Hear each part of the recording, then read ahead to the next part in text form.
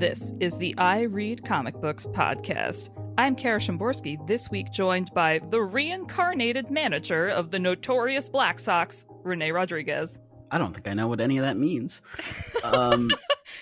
This week we are talking about baseball and comic books. So, René, I came up with a list of clever baseball-related intros, and the Black Sox is the nickname for I believe, the 1919 Chicago White Sox, who threw the World Series. It was a whole thing. There was a scandal in all the newspapers, and they were dubbed the Black Sox for their black, nefarious hearts. Okay. Dun, dun, dun.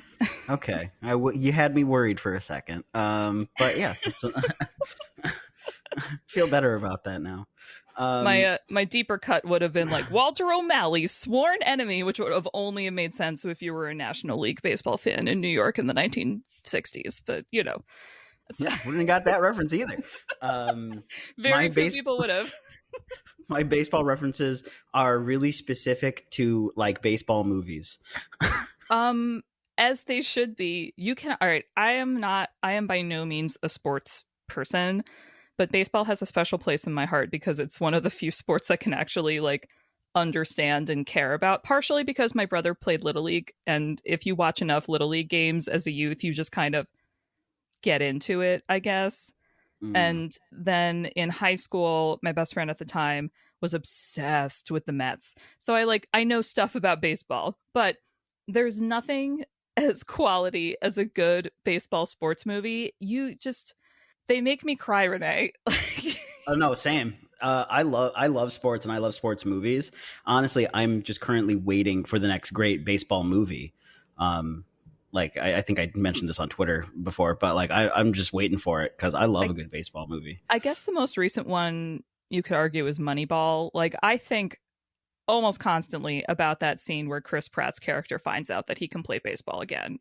Oh, my heart. And Field of Dreams, forget about it. You want me to ugly cry? Don't put on Titanic. Put on Field of Dreams. Well, I mean, I would ugly cry Titanic too, because he doesn't. But Field of Dreams. All right, So why are we even talking about baseball in comic books? And I know people who read a lot of Marvel are going to say, oh, it's because the X-Men play all the time. But my question for you is why? Why? So, René, I have a thesis for you about why baseball is in comics. I did research. You already saw my notes. You're preemptively laughing. This is why Mike doesn't let us do shows together, because we're the two chaos agents. This is we're not allowed to do shows like this. All right. So, first of all, since I cannot assume and should not assume that all of our listeners are acquainted with the sport of baseball, America's pastime, as it were. So we're going to do a brief intro to the game of baseball. Stay with us because it becomes relevant for our fan casting of the X-Men later. And also, if it helps, just picture the Twilight scene, while Kara's explaining. That'll help. See, this sport is so relevant to understanding pop culture. All right, everyone who says baseball is dying is wrong. All right, so baseball. It is, by definition, if played by vampires, undead. Okay, so in baseball, the game is, get a grip, René. We got 9 innings. The game is divided. We're not even 5 minutes into this. René? Baseball, the game, is divided into 9 innings where 2 teams face off against one another. And, you can go into extra innings if you're tied at the end of the 9th inning. Which is ridiculous. Why do you give them 8 more tries to beat you? Yeah, because, what do you want to do? You want to do sudden death, goals, in soccer / football? You could argue that both of those 9 innings is a lot. That's all I'm saying. Okay, so anyways, 2 teams, 9 innings. You play on a baseball diamond with 4 bases. There's a field behind it. You can play with, if anyone's seen The Sandlot, you can really play in any kind of configuration of a square, as long as you've got something that you can use for a base that you can stand on to be safe. You got your first base, second base, shortstop, third base in the infield. You got your pitcher throwing the ball. You got your catcher catching the ball. You got your 3 outfielders spaced out in the field behind the diamond to catch any balls that go that way. And if you're in the American League, you've got a designated hitter when you're up at bat, but we don't talk about that because the AL sucks. Sorry. That's just... Wait, so is the AL like a division in the MLB, or is it like MLB? separate? The Major League Baseball is divided into the American League and the National League. And so the World Series is not, in fact, teams across the world playing together. It's just the winning team of the American League versus the winning team of the National League facing off against one another. Because if there really was a World Series, the Dominican Republic would throttle everybody else. So at this point. So, but currently it's just America. Anyway, so even if you are not familiar with baseball, the game, you've probably heard, if you speak English, which I assume you do because you're listening to this podcast, the many baseball idioms that have filtered into American English, like that came out of left field, or you struck out, or that was a home run, or what a curveball, or very popular in the corporate tech worlds right now. Let's touch base on that. Like it goes on and on. So a brief baseball history overlapped with comic books. This is what Renee is so excited for and so dreading. I went full nerd on this episode because I want everyone to come away from this episode with the understanding that the prevalence and importance of baseball as a sport in the New York City metropolitan area contributed to the existence of baseball in comic books and superhero comic books. Like, when you think of baseball and comics, you probably are thinking of the X-Men, because the X-Men have played baseball like for funsies so many times in the comics that it's like kind of a joke. Like, I was reading an article on, I think it was Screen Rant, saying like Chris Claremont only had the X-Men play baseball 4 times. And I was like, come on. So, it's enough of a thing where it feels like a thing that you're aware of, even if you've never actually seen the X-Men play baseball. Were they mad that it was only 4 times? Were they like, come on, we got to up those numbers? Only 4 times. How dare you, Chris Claremont? All right. How do we know who's the best shortstop in the X-Men if we only have 4 baseball scenes in an entire run? All right. So, brief history, because so these things were kind of swirling together in the New York area at the same time in the first half of the 20th century. So you got American baseball beginning with professional leagues in the late 1800s. Same thing's going on in Japan, and I'm going to bring in Japan briefly because I know you're going to talk about some sports manga later. And, the World Series starts in 1903 and becomes annual in 1905. I did not know those dates off the top of my head. I did look them up. Thank you, Wikipedia. Remember to donate. In 1920s, Japan's professional leagues are founded, and we start getting some game changes to American style baseball playing, specifically with the Yankees and specifically with Babe Ruth. Now we're going to start getting into the Yankee names that even if you're not familiar with baseball. These are some of the greatest athletes in the public consciousness of the 20th century. And like the 20s and 30s Yankee lineup was like totally legendary. And then like going into the 50s, you get people like Joe DiMaggio playing on that team. And then even though the Yankees are not my team, I have to talk about them because they have won a lot and they have developed the national consciousness for baseball a lot. And even if you don't know baseball, you know what a Yankee hat looks like, probably because of Jay-Z, but maybe also just because they're such a winning team. So why are we talking about the Yankees? Because in this public consciousness, the Yankees are playing, the Brooklyn Dodgers are still in Brooklyn, the New York Giants are playing at this time. So you got 3 like famous baseball teams in New York City at the same time. And at this time, almost all of the major comic book publishers are publishing out of New York. 1938, you get Superman. 1939, you get Batman. 1941, you got Archie, and they're up in Mamaroneck. But they were up in Mamaroneck, but I'll give them to New York because they were technically in New York City at the time of MLJ Comics creating Archie and then becoming Archie Comics later. Then you had a little thing called World War II, Yeah, tiny thing. Tiny thing called World War II that kind of like put everything on hold for a while, like more important things going on. You come back from the war, 1947, Jackie Robinson is the first black player on a everyone else is white team on the Brooklyn Dodgers. So again, huge in the public consciousness. In the 50s and 60s Yankees, that's like Casey Stengel and Mickey Mantle. 1954 Seduction of the Innocent and the Comics Code Authority comes out of it. Again, all these things are happening like East Coast, affecting the New York publishers. And who's publishing in New York around this time? We've got what will become Marvel, we've got DC, we've got Dell Comics, just like doing all the Disney licensed comics and other licensed properties like Hanna-Barbera and the Warner Brothers.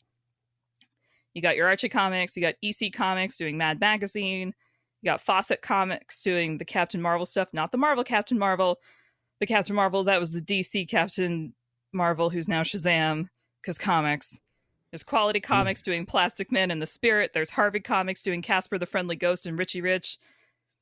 I put Charlton Comics on this list, even though they were up in Connecticut by New Haven, because I'm like, yeah, that's close enough. But like all of these things are happening at the same time. Then 1957... the Brooklyn Dodgers leave New York City for LA and the New York Giants leave New York City for San Francisco. It's a crushing blow for fans of the National League. That's why I threw in my Walter O'Malley reference up there, because he was like, hey guys, you want to come to the West Coast? Expand baseball to the West Coast? Leave New York for the West Coast? National League fans in New York devastated. 1961, Fantastic Four #1 is printed. 1962, the New York Metropolitans, aka the New York Mets, are incorporated. 1963, Avengers #1, X-Men #1. Am I saying that the New York Mets should be included in the original lineup of Marvel Comics? No, but I'm just saying it's a suspicious coincidence that they all happened around the same time. So I'm going to stop with my little timeline rattling off here, because I did my little this is what happened in this order, because for me, this clearly illustrates that around the time that all of these iconic properties were being created and built upon, like all of these publishers were publishing in New York. And New York is like, I don't have all the historical data, but it's a baseball town. Like there are other sports, sure, but baseball is still like the highest attended sport in the New York City area. And I know like football's more important. Blah, blah, blah. Okay, the Giants and the Jets play in New Jersey. All right, so it's like not even technically like New York play teams. So, if you were a comic publisher or like a comic artist creator working in the early/mid 20th century, you were in the New York area, you were influenced by this sports culture. This is my argument why there is so much baseball in comics, because of this cauldron of things that were bubbling all at the same time. Like I think it's anecdotally pretty firm that if you're surrounded by this environment where even if you're not following baseball actively, it's in the news, it's what people around you are talking about, it's going to maybe influence your writing. And I have additional theories of why baseball makes such a good scene setting for comic books. I think because of, a lot of people complain about baseball saying that it's too slow. And like, I get it. My counterpoint is it's so nice to like sit and watch a baseball game and just like chill, like by yourself or with friends. You get a blue moon with a slice of orange in it that you paid too much for. You get a hot dog. You get some popcorn. You're just vibing. It's summer. You left work early to go to the game. Like, Yeah, it's a solid 6 hours of just hanging out. But like, if you're writing a comic book and you need a setting in which like characters are doing something but can still have a conversation or showcase their powers, baseball's great for that. Sure. Like you've got everyone spaced out so you can draw everyone clearly. You have space to draw all like the speech bubbles and thought bubbles.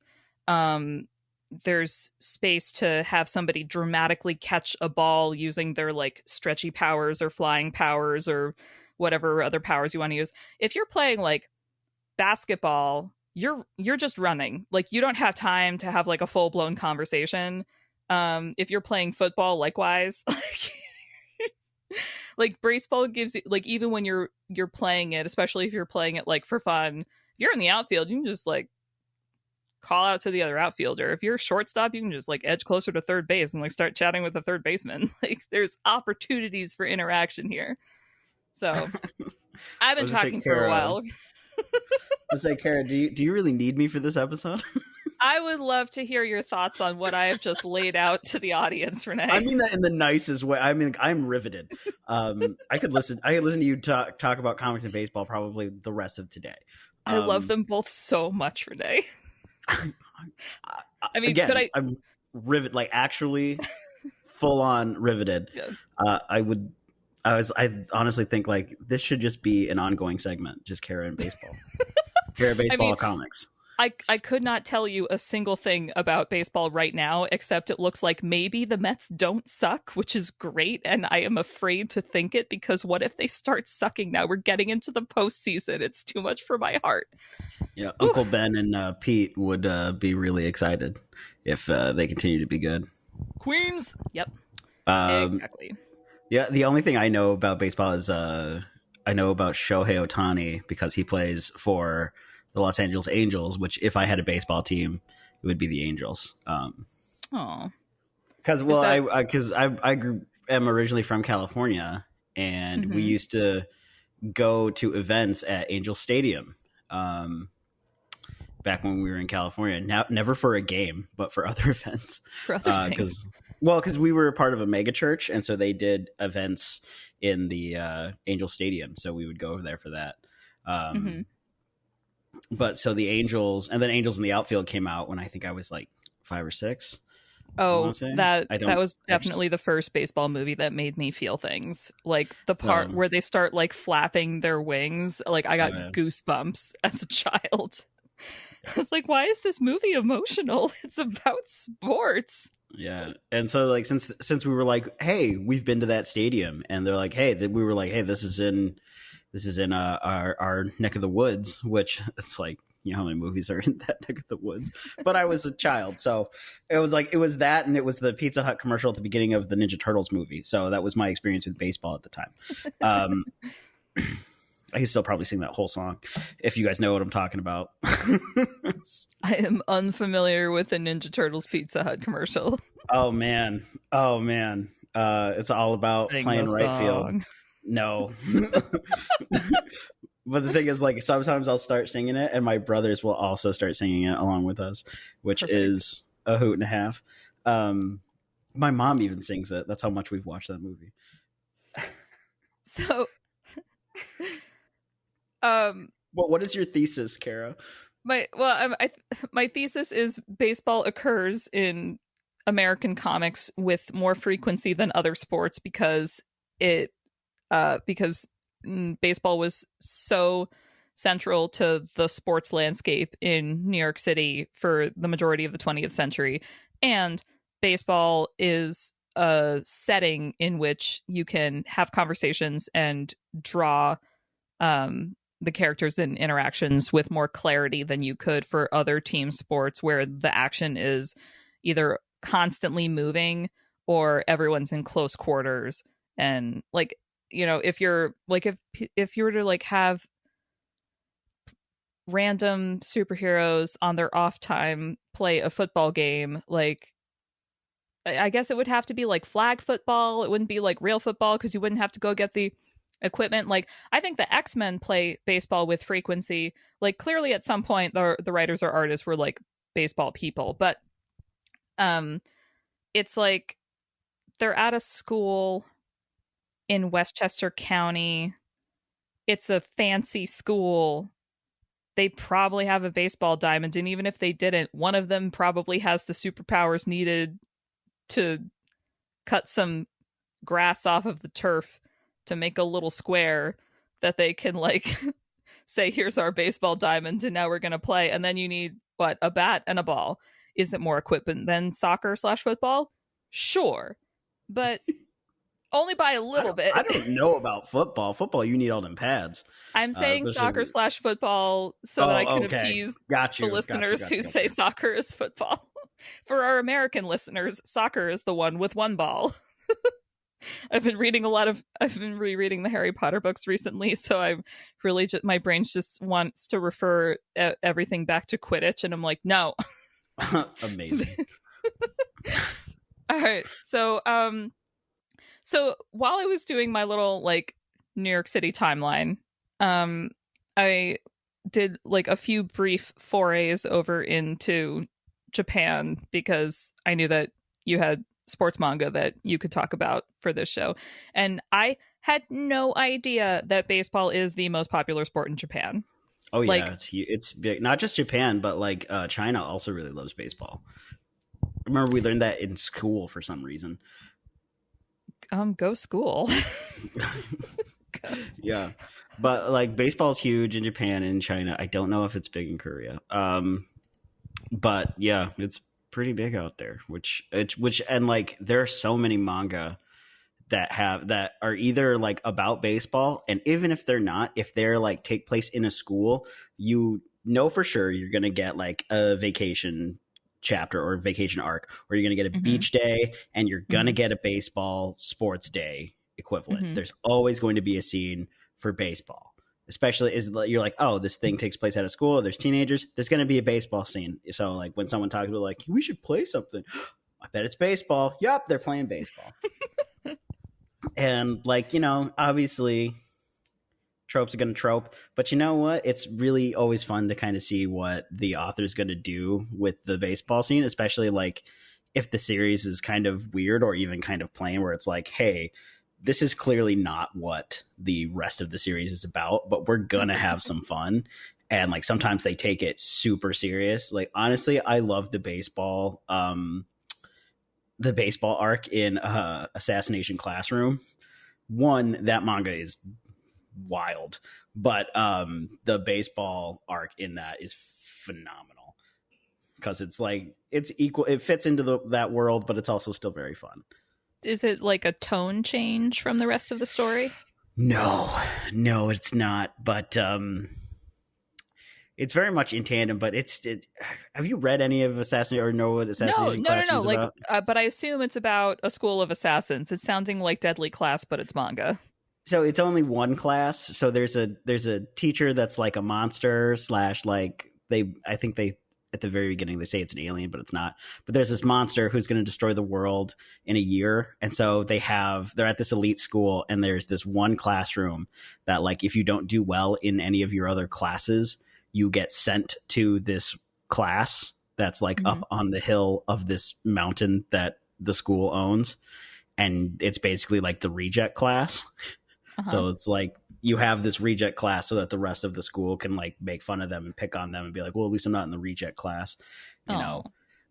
So the monster that's going to destroy the world is like, tells the Japanese government, look, I want to teach the reject class at this one specific school, and you'll also train them to like basically be assassins so that they can try to kill me before the end of the year. These are my stipulations, or I'm going to destroy the world right now. Wow. That's a very specific premise, René.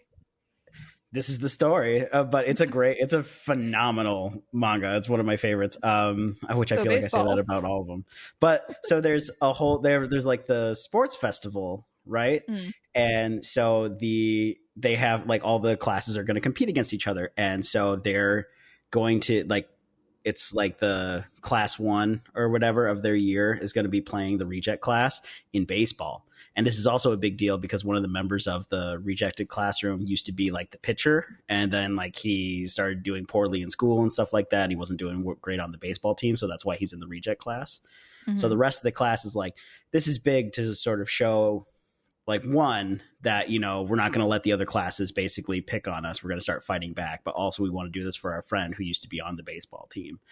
And then the principal is also like, listen up, class 1. You can't let the rejects beat you because they're inferior to you. So you need to he like amps them up real bad to like crush them.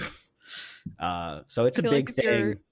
if you're a real life school principal and you tell your best academic students to brutally defeat your least well performing academic students in a brutal athletic competition, that you would almost immediately get fired like as soon as somebody figured out. It's a whole arc. It's a whole thing. That series is wild. Also, just remember that there's also a monster that is technically the teacher of like the reject class, and they're trying to kill him the entire time. About that part I'm fine with. I'm not fine with the principal trying to pit students against one another. It's a wild manga, and like the baseball arc is so like it fits into it, but you're also like, yeah, they're just taking like a solid couple weeks out of the year where they have to destroy this monster, because they're like, you know, even with because they start to love the teacher as well, right?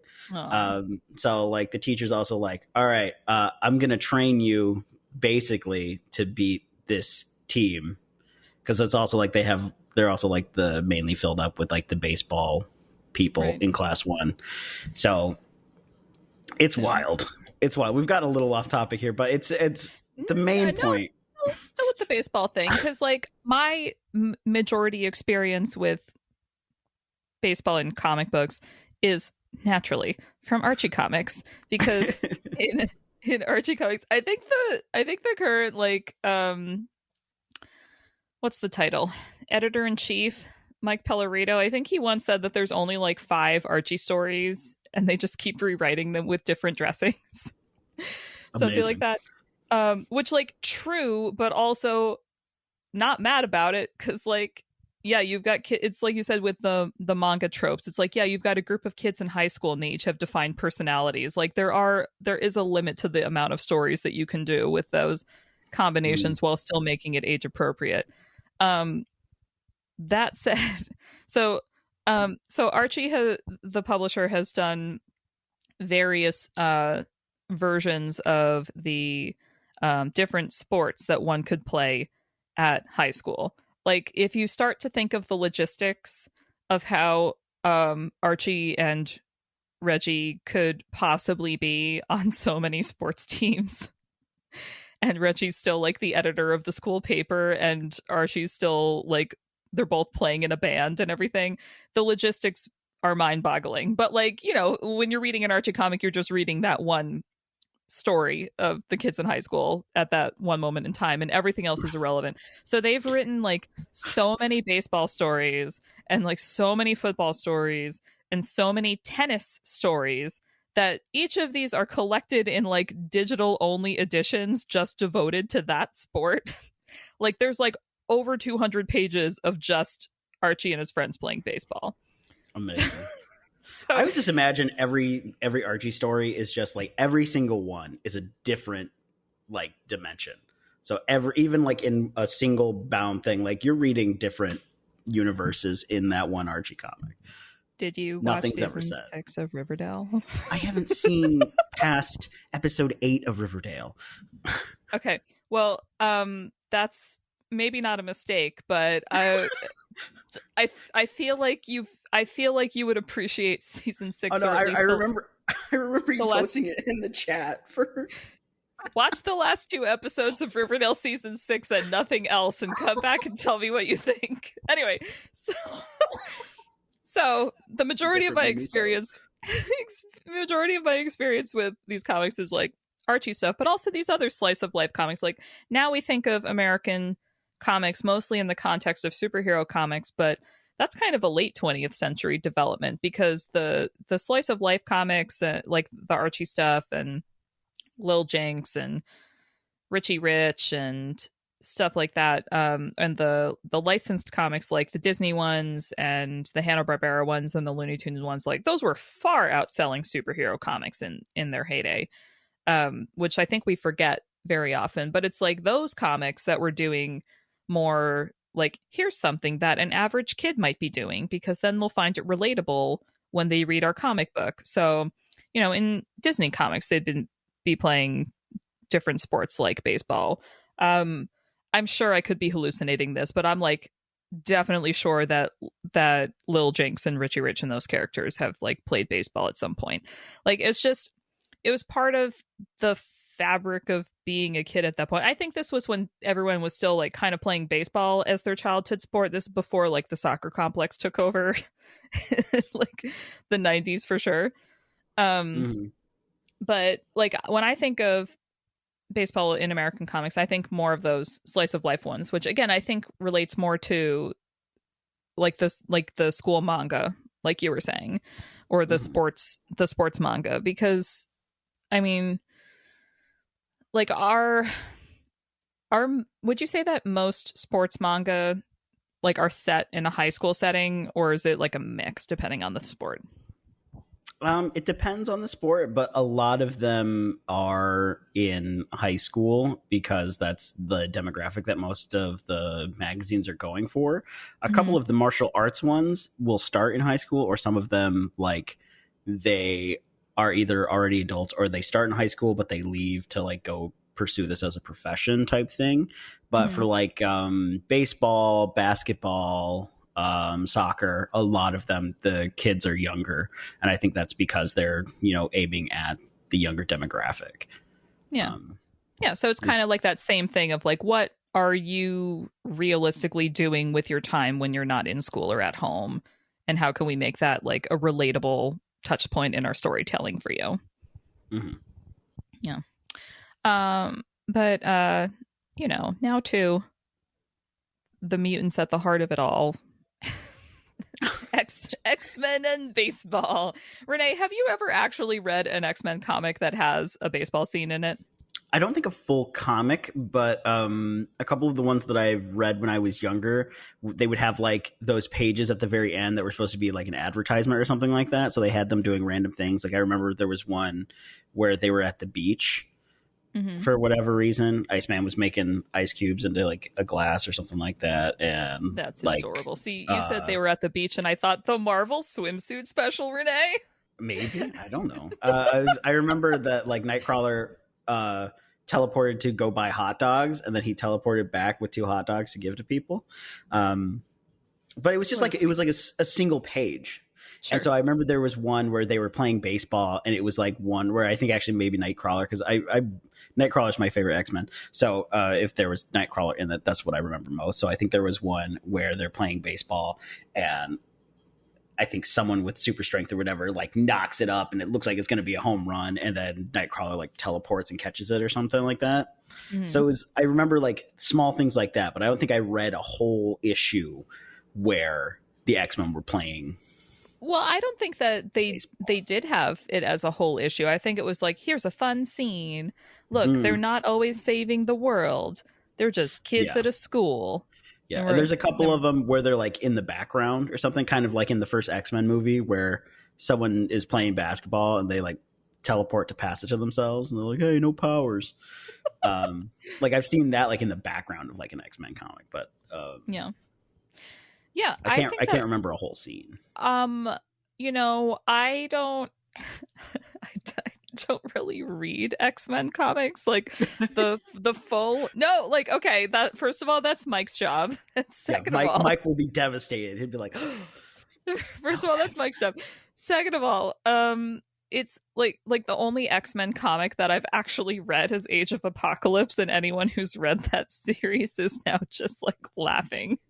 Definitely no baseball in that series. Definitely no baseball. But what a different story it would have been if they just like had a break halfway through to be like, time for a game. Apocalypse chooses first. Cyclops with the good hair changes second. Yeah, Mr. Sinister's the umpire. But okay, but I was thinking about this because I was like, wait, I don't read X-Men comics. Why do I associate the X-Men with baseball? And I realized that because with like, I think more frequency than any other superhero book, they have played baseball in various scenes over the years, that it's kind of like an unofficial X-Men trope at this point.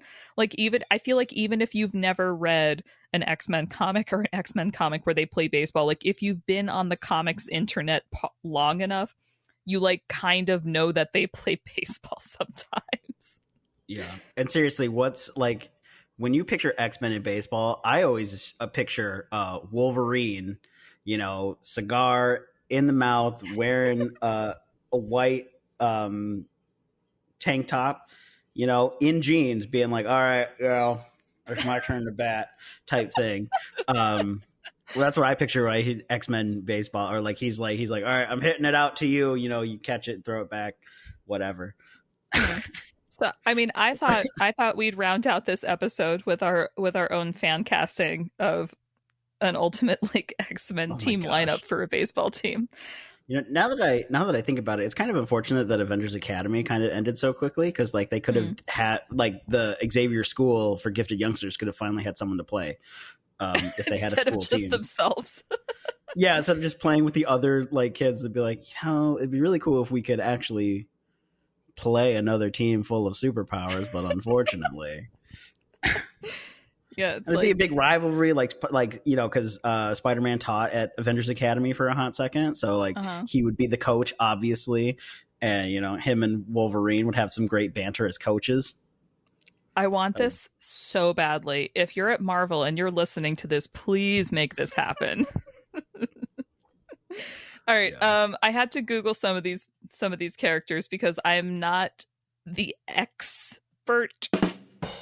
Oh, you didn't. But, sorry. Oh, no. I'm not sorry. Oh, okay. So first of all, I've got like little notes about like what kind of characteristics you're ideally looking for in the different positions. And again, I say this as somebody who was obsessed with the Mets from 2006 to 2008, but has not done any substantial baseball watching since. So I did have to like just look up to make sure I was getting the like Cliff's Notes version of what the different baseball positions like require, and then we can like go from there. And I have suggestions, but if you have alternates, I'm willing to hear your thoughts, Renee. Man, I'm so far behind on X-Men books. I don't even know who's an X-Men anymore. Okay, but my understanding of the X-Men is from like a children's book version of the 92 Fox TV series. Like, oh yeah, same. Like in my mind, the X lineup is like Storm, Jubilee, Rogue, Gambit, Cyclops, Wolverine, Beast. Yeah. The end. So you don't even have Morph in there? Who? Morph? I never saw the show, Renee. I just had the book. Okay. No, wait. No, you know what? It wasn't even... I just remembered it wasn't even a book of the 92 series. It was like a book based off of like the 80s comics because Rogue had that really big hair. Anyway, so this is why I had to Google some characters. So first of all, all right. We've got our pitcher. The pitcher is the player who throws the ball towards the person with the bat, so the person with the bat can hit the ball. And so we need somebody who can throw. So for your consideration, I've selected Gambit for this role because he can use his glowy stuff to throw things. So why not a ball? That seems nefarious. Like the ball's gonna blow up when they hit it with the bat. Wait, is that what happens with his powers? Yeah, it explodes. He throws cars. He puts it through his. I thought he just made them glowy. No, they blow up. That's the whole point of them glowing is because they're going to explode. I have a fundamental misunderstanding of Gambit's superpowers, clearly. Okay, wait, who can throw? Who can... Renee, who can throw? You just thought they glow. I thought it was like Jubilee or Dazzler. Can Dazzler throw? Should Dazzler be on this I was like, team? Technically, doesn't Jubilee's, isn't her power, painful? Like, she shoots fireworks at people and, it hurts? I thought she just made fireworks shows, Renee. She's shooting Roman candles at people from point blank range. Okay, Renee, who can throw then, if not Gambit? Because we don't want the batsman to blow up. I was going to say, are we making one team, or are you making a team and then I'm making a team? Well, I think we should make one team because my knowledge is limited enough where this would be painful if we drew it out for two rosters. Ultimate X team. I would throw out Havoc, even though he's a member of X Factor. Okay. But he was also a member on X-Men as well. But he's got that leadership, which you really want from your pitcher. They're kind of like the ace. And even though, Havoc, his power is that he shoots stuff out of his hand, I still think he would be a decent pitcher, I think. Okay. Personally. But I mean, it's better than mine. I seriously did not realize Gambit blew things up. Oh my gosh. Right. I'm sure Mike's gonna cringe at that because Gambit is also Mike's favorite X-Men. I am aware. This is why I'm like, oh man, blowy. That's why I'm like, you don't know Gambit's powers? Doesn't Mike talk about it all the time? No. Okay. All right. Next up, I've got catcher. The catcher stands behind the batter to try to catch the ball that the pitcher's throwing, and a good catcher is an artist of framing the ball in their glove so it looks like a strike every time, even if it's clearly a ball and not counting towards the strike count. And you have to be comfortable squatting for long periods of time. So I picked Wolverine just because he's short and burly. Could probably have words with the umpire if the umpire was trying to make a call in a way that he didn't appreciate. Interesting. I don't know. Who would you have as catcher? Who's an artist and can squat? Don't say Toad. I would. I was originally thinking Toad, but I was like, I don't know if Toad's an X-Men. Technically, he was part of the Brotherhood for a long time. I don't know if he ever switched. But I would actually do iBoy. Who on earth is that? So if you've ever heard Mike talk about Wolverine and the X-Men, and I think there was another spinoff where Julie's the principal, I guess, of the Xavier School. So there's this kid who's got eyes all over his body. That's his mutant abilities. He's all eyes all over his body. And he's called iBoy. Oh, I just wrote down iBoy like an iPod. My bad. Let me correct that. No, like the human eye. So he's just got eyes. So I'm like, obviously he'd be the perfect catcher because he can see from all the different angles. So I would argue that iBoy would then be the ultimate umpire who should be making the calls of whether that ball is in or out. Yeah, I guess that's a good call. All right, we'll give it to Toad, even though he's in the Brotherhood, because we need somebody who can squat there. Right. Especially if there's a foul ball or something, he's just, all right. Then we go to Sorry, first you base. Had to see that. Go up to first base, which Wikipedia told me, and I did not realize this, that it is preferred to have a lefty on first base because that way you can throw more easily towards the rest of the field from where you're positioned. So I was like, well, I don't think we have a list of which X-Men are left-handed, but you should be able to stretch so that you can reach out for players who are trying to get on first or trying to come back to first if they tried to steal second and then it didn't work. So I was like, all right, who can stretch? And then my brain went Mr. Fantastic and then went, nope, they're not an X-Men. So I had to search for stretchy X-Men, and I've never heard of any of these characters. But apparently stretchy X-Men include Mercury, Skin, and Rubbermaid. So I would agree with Skin, and I completely forgot about Skin. Yeah, I know about Skin because of Mutant X, a made-for-TV movie in the 90s. Incredible. That had Skin and Mondo and this guy that was supposed to be Cyclops, but I think they changed his powers a little bit. But I just remember because Mondo's like, hey, give me some skin. And, he grabs skin and stretches it. But that's the other thing was that it hurts for Skin, at least in the movie. I don't know how it does in the comics, but I agree with Skin for first base. All right. We'll keep Skin. Yeah. I would also say maybe for to jump back for catcher, I'd say Forge. I'm unfamiliar with Forge. What's Forge? He's like a tech guy. He's got one leg or whatever. He speaks to machines, but he's used to fixing all their crap. So I think he'd be a good catcher. You're right. Solid base. Second base, you're at the center of the infield. You got to be able to pivot. It was very, very clear in Wikipedia's explanation. You have to pivot. Got to be able to go both ways. So I did some quick Googling and discovered the X character Spiral, who has 6 arms and is apparently athletic. So I think very clear winner here. Spiral at the exact center of the action, can catch and throw from any direction, or so it is in my headcanon. So Spiral's up on second. Do you have an additional candidate who could pivot. I figured anybody who was an android, but then I remembered that androids aren't mutants, so that was probably wouldn't want a sentinel on second base, but I was like, pivot. I don't know. I'm trying to think about all my Marvel Metal cards that I had growing up that had like, trying to remember everyone's agility on the scale from 1 to 7. I can't believe you don't have that just like tattooed on your arm, Renee. Like, this is crucial information we need to access. I don't think you appreciate how many Marvel Metal cards there were, and also that system has been just completely changed. I remember because I was so mad because like I saw the like I looked it up on like Marvel's website or whatever, and they changed the statistics because Spider-Man is no longer the intelligence of 7, and I was like, excuse you.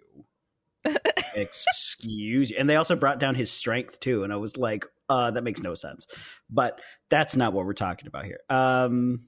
That's very interesting though. All right, well, we can keep Spiral because I feel very strongly about her. Yeah, I think Spiral is good. I think anyone with a high athleticism is yeah. I don't really have anyone for second base, so yeah, I'll go Spiral. Shortstop is kind of like sort of floating between second and third, and so the three basemen and the shortstop kind of shift across the infield as needed depending on who's at bat. But the shortstop is basically like the unofficial captain of the infield. Like, shortstop has priority over like calling a ball as it's falling to like try to catch it. And so when I saw like, shortstop's like kind of the captain, I was like, boring to say Cyclops. Why bother? It's definitely Jean Grey. This Jean Grey could use telepathy to like communicate with the other baseman to be like, no, it's me, or like, no, it's definitely you. Like, okay, if you're trying to get information. Yeah, no, now that I didn't think of it that way, that you could tell, like, communicating telepathically to be like, my ball. I was thinking just like of based purely off of what I know about the shortstop from Ace of the Diamond. I was going to go with Beast because he's very athletic and he's also very intelligent. So it's like knowing which, based on the angle where that ball's going to bounce type You're getting thing. ahead of me. I had Beast at third, which is our next position. I had either Beast or Storm at third because third base is when you're trying to tag out people before they run home and can score a point for their team. So that's where the pressure's on. Like, you need to get your batter out on third base before they can score. So that person needs to be cool under pressure, be able to work with the team. And so I was like, who's chill? Who's like in control of their emotions and stuff? And I was like, Storm or Beast. I was like, no one in X-Men. No one is chill. Well, I don't know. Beast is like the nerd one in the movies. So I was like, there's still a hot, panicky mess. All of them. I need the one chill X-Men to be third base, Renee. Who is it? I was going to say, I would say Quentin Quire because he's such a psychopath that he would be like, what's the best way to get someone out before they get home? What is the best way I can torment this person? Oh, well, then maybe he should be the third base coach instead of the third baseman. That's also, I haven't read anything with Quentin Quire in it in like 8 years. So I don't know. I remember being like, how is this dude not a villain and how is he not dead yet? Which I was like, okay, whatever. But I was like, if he's going to be around, use it. And they're going to keep using him to be like that sort of cool-minded yet sadistic thing. I was like, that sounds like third base to me. Yeah. Then we get into the outfield. We've got three outfielders. We got left, right, and center. Center is like kind of the biggest distinction from the other roles. Like, if you're in the outfield, you got a lot of territory to cover. You got to be able to throw. You got to be able to run. And there's like, it's basically like the ball gets hit, and if it comes out to you, you got to get it and throw it back into the bases where like the real fast action is happening. So it's like slightly chiller in the outfielder. And outfielders who are currently listening to this podcast are just like, fuck you got it wrong. You know what? This is my, like, I read Wikipedia for 30 seconds impression of what it's like to be an outfielder. All right, so if you're at center, you really have to be able to run, though, because you could go either left or right, depending on where the ball is falling. So I was like, all right, Who are the X-Men who can run fast? And the internet told me Quicksilver or North Star. Okay. No? See, so I'm going based entirely off of movies. Okay. So in all of the baseball movies, the outfielders, they run and then jump and do those, crazy, athletic dives or whatever. So Sure. I was like, who could reach a ball that's in an impossible way? So I went Nightcrawler because he can teleport. Obviously, Okay. he's also very athletic. If they're like you can't teleport, whatever. I'm gonna go with Angel because again he's very athletic and also he can sprout them wings and catch a high ball, whatever. Sure. And then I would also say either Magic or Darwin. I don't Magic know who very either athletic. Of those are. So Magic is Colossus's sister. Okay. And I had she's Colossus in the outfield. She got magic, and she's also she's crazy athletic and super strong or whatever, so she can one get to the ball and then also throw it. And I also said like if one of them, if they're like, oh, no powers, you can't use Angel because he's got wings, that's cheating. I was like, then just do Darwin. He can adapt to whatever. I went back and forth about should the outfielders be able to fly and or teleport, because I was originally thinking Angel, and then I thought, nah, let's leave everybody grounded. So my outfielders, I chose Jubilee partially because I love her and want her to have a spot on my roster. And then I thought, like, well, who can throw and like be bored for a while nothing's happening? And I was like, Jubilee seems like she could entertain herself pretty easily while she's waiting for a ball to come her way. And then my other outfielder, I had Colossus because I was like, I think Colossus would be okay with being bored for a while. He'd probably just be like, oh, look at that nice bird flying up ahead. And like, oh, I wonder what's happening over at third. Is this, I do have to ask though, is this Vampire Jubilee or is this regular Jubilee? Oh, that's right. She was a vampire for a hot minute. Or is she still a vampire? I think she's still a vampire. Does she also still have a kid, or was that 1 second? I'm getting the nod or I'm getting the shake. She is not a vampire anymore. So. Oh. I mean, that was a choice either way. Yeah, I was like, we don't know when this baseball game took place. Maybe pick a time. This is happening in the happier days, pre-Krakoa era or after. It's taking place on the next page of the Archie comic in its own pocket dimension. Yeah, I was like, good God, this is in comics. It could take place on the fucking moon if we wanted it to. X baseball on the moon. I mean, okay, so we've got. I feel good about this team. I feel like this team could take on the Avengers if they were playing, because the Avengers. Steve Rogers, Brooklyn boy from the 40s would be like, guys, we're gonna play baseball, guys. Like it is. Yeah. It is so insane to me that Steve Rogers hasn't like created an Avengers baseball team before now. Like Seriously. It's right there, Marvel. You've got your Avengers baseball team. You've got your X-Men baseball team. This is the next AVX. And you could probably get MLB to underwrite your whole project because they want more people to be watching baseball. Like, make this happen. Not to mention they're all like based in New York, so like obviously you can have them be Yankees fans, Mets fans, what have you. Although I wonder who Captain America roots for, because like he was obviously a Brooklyn Dodgers fan. He was a Brooklyn Dodgers fan pre-ice, but like when he wakes up, they're not in Brooklyn anymore. So he's like, it was like, is he like? But it's the Dodgers. I know. Oh, I know. I mean, a lot of the Dodgers fans ended up being Mets fans because that was the new National League team. So as a Mets fan, I would argue that Steve Rogers would be a Mets fan. What do I know? I don't think he'd tell anybody because he'd be like, no, I don't want to. I just realized you could do like a total like Civil War moment where there's like some X-Men that are Avengers, but they're like, nah, man, for the baseball, I got to go with the mutants. And then you got people like Spider-Man and the Fantastic Four. They're like, oh, do we count as mutants or what? And they're like, we're just going to abstain. We don't got skin in this game.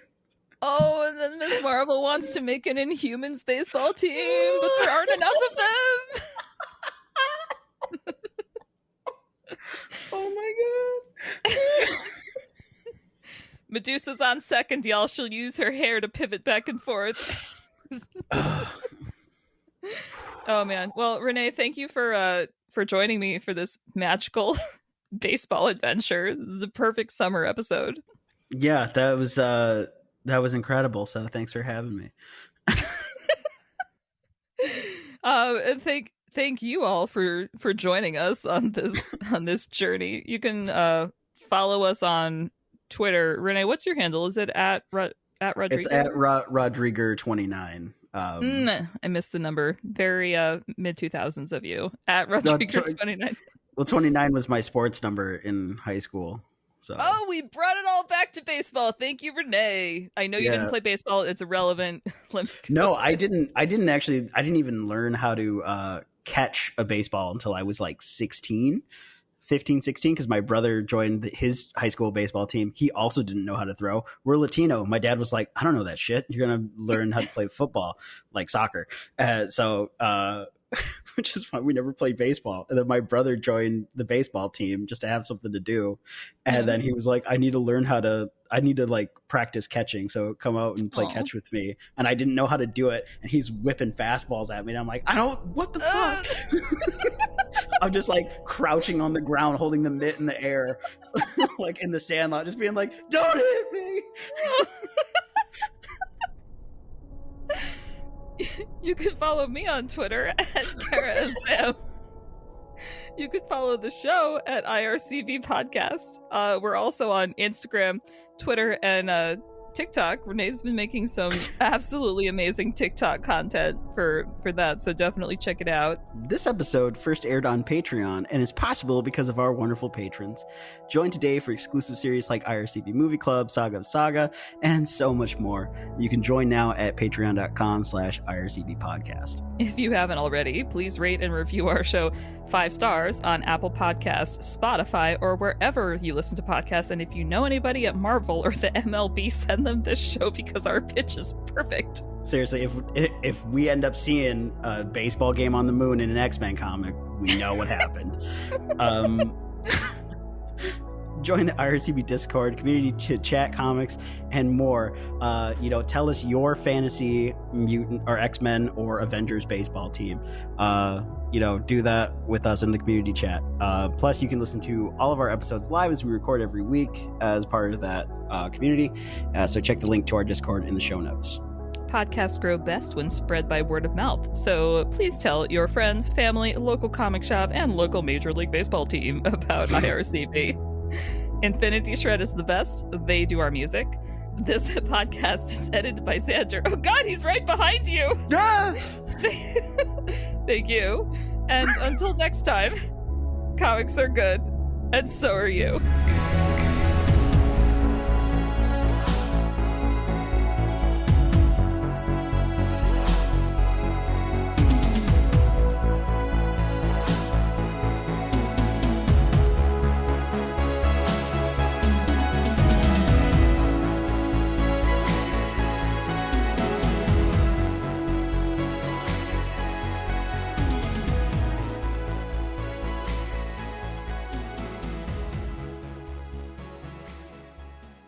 Now go watch a baseball movie and cry. Read an X book while crying the Field of Dreams. Okay, I'm stopping it.